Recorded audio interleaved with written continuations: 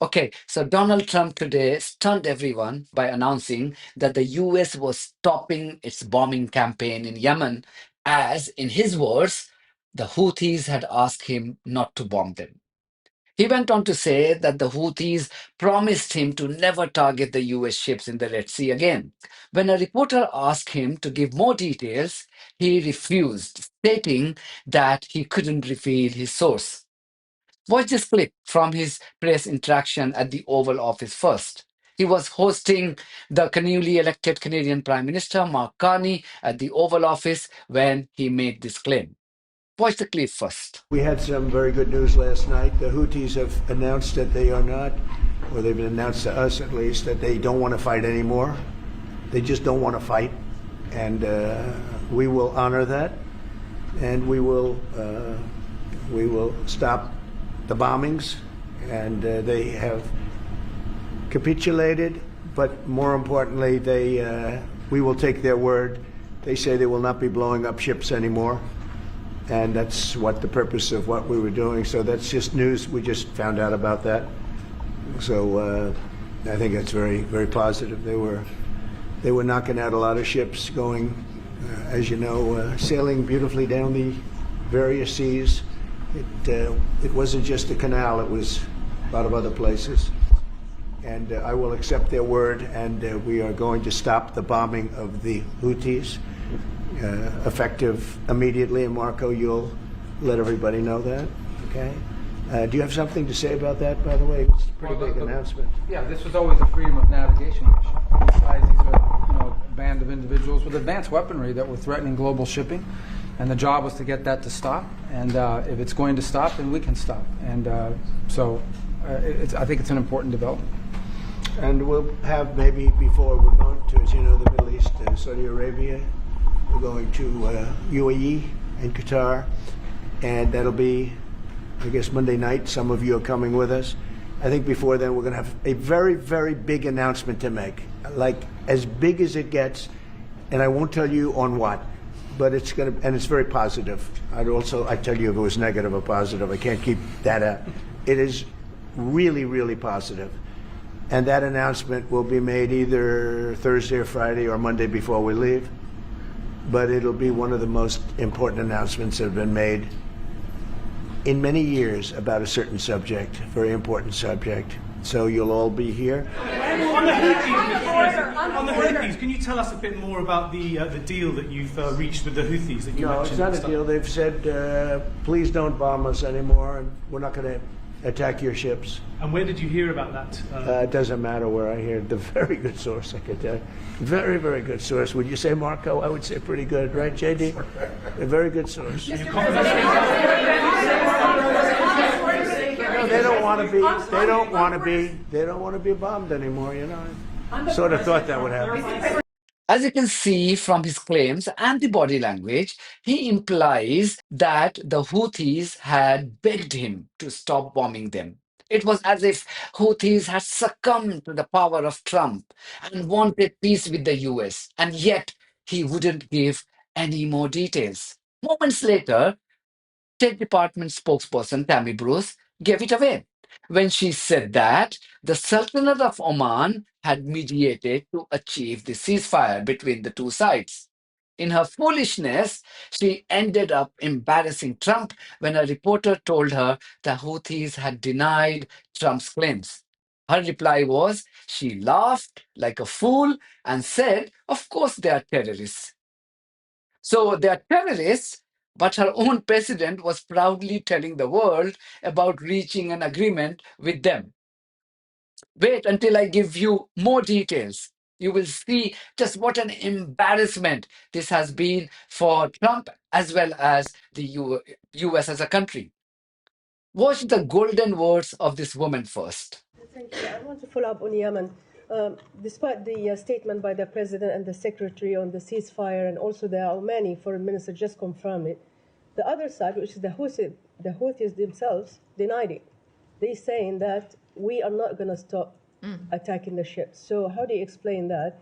Are they not? Well, they're a terrorist group, so you know. Or the I for public consumption? use for my my basis of who to listen to and who to take seriously, of course, is the President of the United States, Ambassador Witkoff, the Secretary of State, Marco Rubio.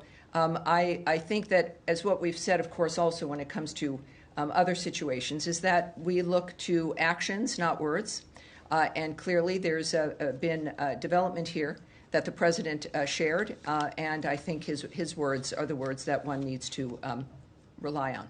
However, the Houthis' chief spokesperson, Professor Abdul Salam, later told a Yemeni TV network that it was the US which had approached the Houthis through the government of Oman, asking the Yemeni fighters to spare US ships in the Red Sea.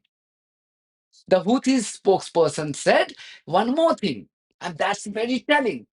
According to him, the Trump administration told the Houthis that it had nothing to do with the Yemeni fighters' principled stand on Gaza. In other words, the Houthis can continue to carry out their action in solidarity with the people of Gaza, and Trump wouldn't have any problem as long as they don't target US ships. Watch this broadcast from the Arabic TV and pay attention to the subtitles because that's really important. بسم الله الرحمن الرحيم. كما يعلم الجميع أن اليمن منذ أن أخذ على عاتقه مساندة الشعب الفلسطيني المظلوم، وفي الجولة الثانية بعد منتصف شهر رمضان المبارك، عندما أعلن السيد القائد دخول مرحلة الإسناد بدءا بمحاصرة السفن الإسرائيلية من المرور بالبحر الأحمر، ثم بعد ذلك جاء العدوان الأمريكي وتطورت الأحداث أيضا في غزة. في هذه الجولة كان برسائل عبر الأخوة الأشقاء في سلطنة عمان يطلب أو يعتقد أنه بحملته العسكرية بالإمكان أن يحقق أهدافه من وقف العدوان أو من أن نقبل باستهداف غزة وفلسطين وأن نتراجع عن إسنادنا لهذا الموقف. وكان رأينا وموقفنا واضحا وصريحا أن عمليات اليمن لا يمكن أن تتوقف، وهناك ظلم كبير وفادح بحق الشعب الفلسطيني المظلوم وحصار بإدخال المواد والغذاء إلى قطاع غزة.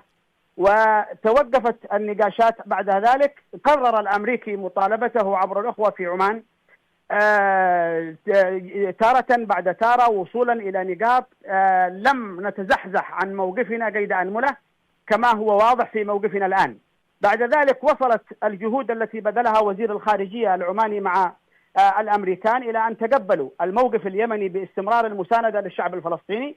وموقفنا كان من البداية للأمريكان معلن عبر ما أعلن عنه السيد مرارا وما أسطرناه في مواقف كثيرة، أن الأمريكي حشر نفسه لإسناد الإسرائيلي في الاعتداء على اليمن، وأن موقفنا سيكون الرد عليه وعلى سفنه وبوارجه بحكم أنه هو من بادر بالاعتداء. فإذا توقف عن عدوانه هذا شأنه، نحن سنتوقف عن الرد عليه. أما ما يتعلق بموقفنا المساند للقضية الفلسطينية فلم يتغير ولن يتغير بإذن الله إلا بتحقيق الأهداف العادلة والصريحة والواضحة. وجاء الموقف العماني تتويجا لصلابة الموقف اليمني وفشلا صريحا وذريعا للعدوان الأمريكي الغاشم على بلدنا، واعترافا وقبولا بموقف اليمن المساند لفلسطين الذي هو مستمر، ونتيجة أيضا لفشل الضربات الإجرامية على بلدنا والتي كان من نتائجها الفشل الذريع الذي تحدث عنه الكثير من المتابعين بما فيهم الأمريكان بأنفسهم.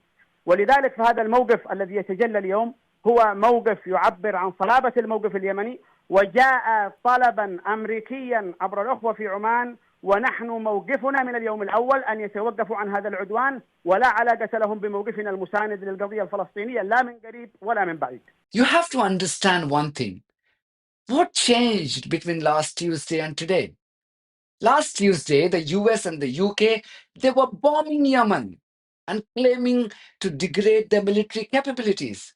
And yet, the Houthis were able to attack Ben Gurion Airport last weekend by bypassing the US-made Iron Dome. You would have expected Trump to react angrily in support of Israel. And yet, he said absolutely nothing today about the attack. This would give you an idea that Houthi spokesperson perhaps appears to be telling the truth. My sense is that Trump, a businessman, has chosen the business interest for his country and decided to throw war criminal Benjamin Netanyahu under the bus, at least on this issue. He realizes the military capabilities of the Houthis, who have sunk many ships, including some from the US in the Red Sea in the last 18 months.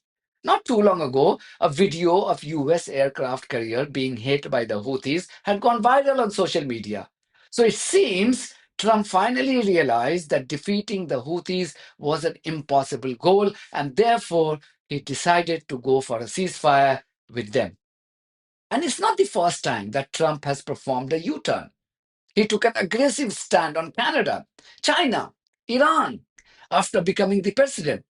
And within days, he was forced to eat humble pie on all those countries. He was rolling out the red carpet for the new Canadian PM and even telling a reporter that he wouldn't discuss his desire to annex Canada into the US during his meeting.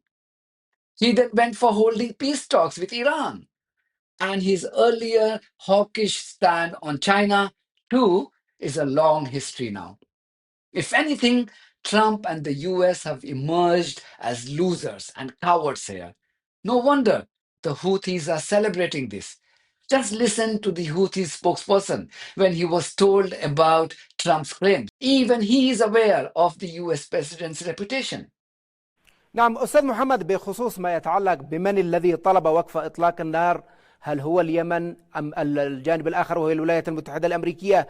نحن أمام سردية من قبل ترامب ذكر فيها بأن من وصفهم بالحوثيين قالوا له رجاء توقفوا عن قصفنا وسنتوقف عن قصف سفنكم، فما ردكم على هذه السردية؟ أعتقد أن الجميع يعرف شخصية ترامب الذي يقول الشيء ونقيضه في ذات الوقت. فهو يقول اتفقنا ثم يقول لم نتفق، وهو يريد أن يقدم هذا ضمن أجندة بروباغندا إعلامية على أن هذا جاء نتيجة طلب مقدم من طرفنا. نحن لم نقدم أي طلب للأمريكي على الإطلاق، وإنما نحن من تلقينا الطلبات والرسائل عبر الأشقاء في سلطنة عمان.